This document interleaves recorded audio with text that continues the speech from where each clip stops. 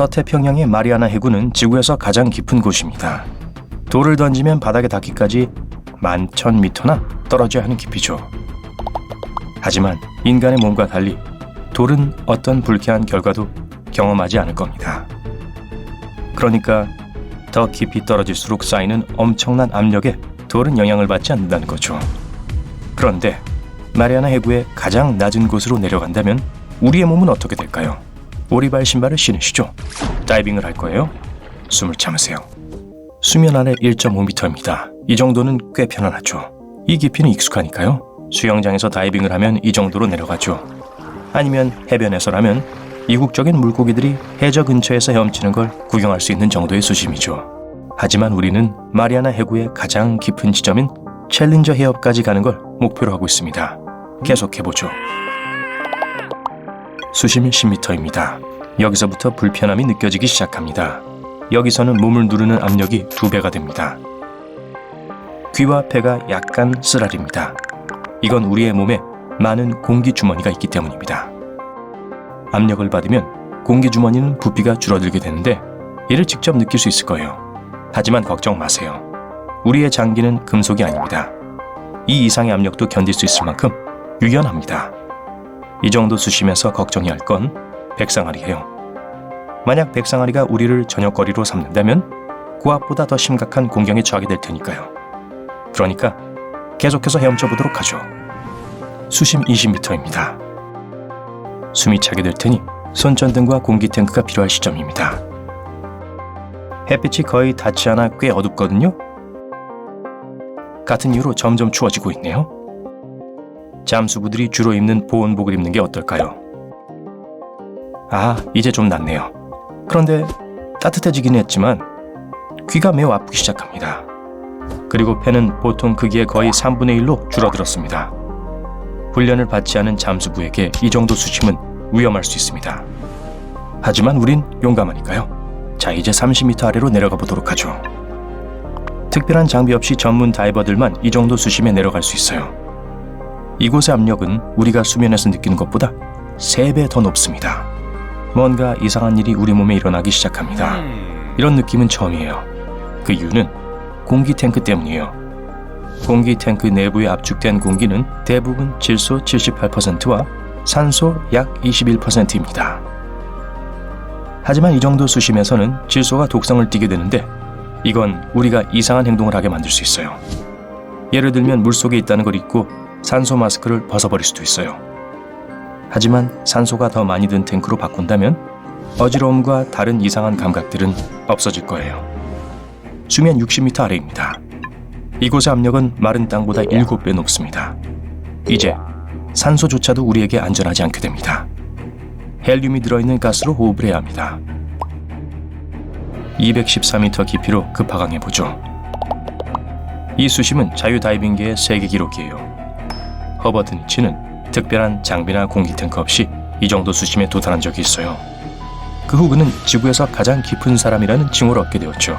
2012년 그는 자신의 기록을 깨기 위해서 253m 아래로 잠수했습니다. 하지만 결과적으로 건강을 해치게 되었죠. 어쨌든 그렇게 오랫동안 숨을 참는 훈련을 받았다면 아마 지금은 거의 문제가 없을 거예요. 이렇게 깊은 곳에서는 교통체증이 심할 수 있기 때문에 다시 주위를 둘러보셔야 해요. 잠수함들이 이 정도 깊이에서 이동하거든요. 잠수함과 충돌하고 싶진 않으시겠죠. 몇 미터 더 깊이 들어가면 우리는 보통 인간의 몸의 한계에 도달하게 됩니다. 하지만 동시에 실험실에서 한 실험은 사람들이 더 높은 압력에도 견딜 수 있다는 걸 증명한 바 있는데요. 이렇게 진행했죠. 잠수부가 방만한 크기의 특수실로 들어가고 과학자들은 이 방 안에서 깊은 잠수에 버금가는 고압을 시뮬레이션했습니다. 이런 방법으로 과학자들은 훈련을 받은 사람은 500m 수심에서 느끼는 압력과 유사한 정도의 압력을 견딜 수 있다는 것을 알게 되었죠. 하지만 그 잠수부는 실험이 끝난 후 방을 그냥 걸어 나올 수 없었어요. 고압 상태에서는 질소, 헬륨 또 다른 기체가 몸 안에 축적되게 됩니다. 그리고 압력을 한 번에 정상화하면 그 기체는 거품이 됩니다. 그 결과는 말할 것도 없이 매우 불쾌하겠죠. 그래서 이 깊이에서부터 서서히 올라가야 합니다. 그러면 기체가 자연스럽게 몸에서 배출될 거예요. 가끔 다이빙 자체는 몇 분밖에 안 걸리지만 몇 시간에 걸쳐 수면 위로 올라와야 할 때가 있는데요. 이는 모두 안전을 위해서예요. 자, 이제 특별한 옷을 입어야 해요. 그렇지 않으면 더 깊이 잠수할 수 없을 거예요. 최대 700m 깊이에서 우리 몸을 보호할 수 있습니다. 이 잠수복은 완전히 밀폐되어 내부의 압력이 수면과 완전히 동일합니다. 하지만 곧 잠수복의 보호도 더 이상 충분하지 않게 되죠. 잠수를 계속하려면 새로운 게 필요해요. 잠수함 트리톤 6600입니다. 이제 커다란 절 기계 안에 앉아 있으려니 마치 자동차를 운전하고 있는 것처럼 느껴지네요. 이 차가 거의 550만 달러 정도 한다는 것만 빼고 말이죠. 고장내고 싶진 않겠죠? 그러니 조심하세요. 수심 2010m에 도달했습니다. 잠수함에서 나올 생각은 하지 마세요. 이곳의 압력은 수면보다 200배 더 높습니다. 우리의 몸은 이곳에서 살아남지 못할 거예요. 마리아나 해구의 바닥까지 거의 9,150m가 남았습니다. 만약 그곳까지 순간이동을 한다면 거의 11km 높이의 거대한 물기둥이 모든 힘으로 우리를 압박할 거예요. 관광여행은 시작도 전에 끝나겠죠. 심지어 가압 잠수함도 이 정도의 힘은 견딜 수 없어요. 커다란 금속 기계는 마치 공기풍선처럼 터지게 될 거예요. 현재 사람들은 로봇과 드론의 도움을 받아 마리아나 해구의 해저만을 탐험하고 있습니다. 이 기계 중 하나가 네레우스입니다. 심해 잠수용으로 특별히 제작된 수중 자율주행 차량인데요. 수면보다 1000배나 큰 압력을 견딜 수 있고 거의 11,000m의 깊이에 도달할 수 있습니다. 2009년 5월 네레우스는 지구에서 알려진 것 중 가장 깊은 챌린저 해협의 바닥에 도달했습니다. 네레우스와 카메라 2대 덕분에 우린 이 엄청난 깊이에서 무슨 일이 일어나고 있는지를 볼 수 있었습니다.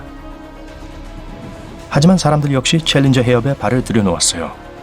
과거 1960년 바티스카프 트리에스테는 챌린저 해협까지 내려왔는데요. 그 잠수함에는 선원이 2명 타고 있었습니다. 안타깝게도 주변은 잘 볼 수 없었다고 해요. 바티스카프에는 단 하나의 작은 창문밖에 없었거든요.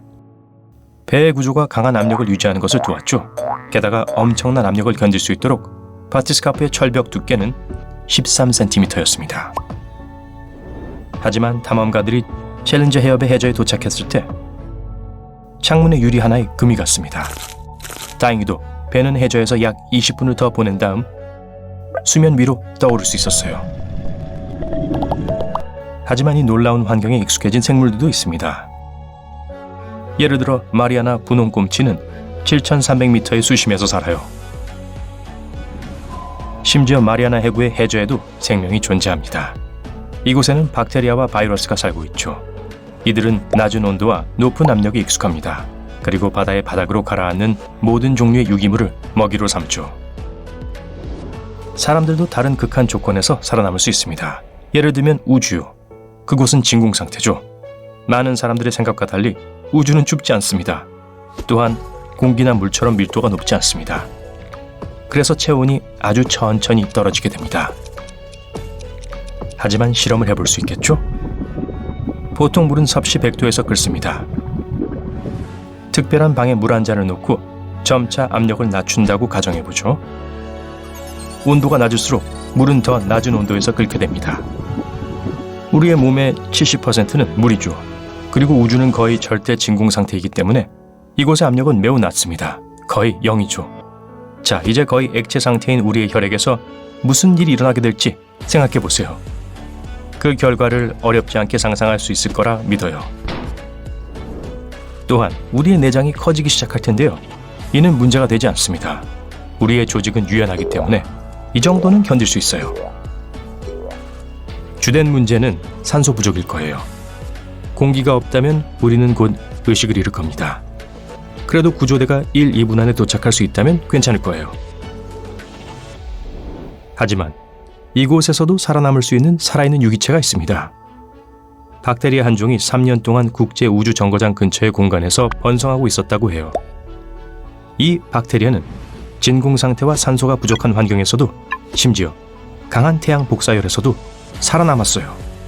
세계에서 가장 저항력이 강한 박테리아라는 칭호를 받을 자격이 충분하네요.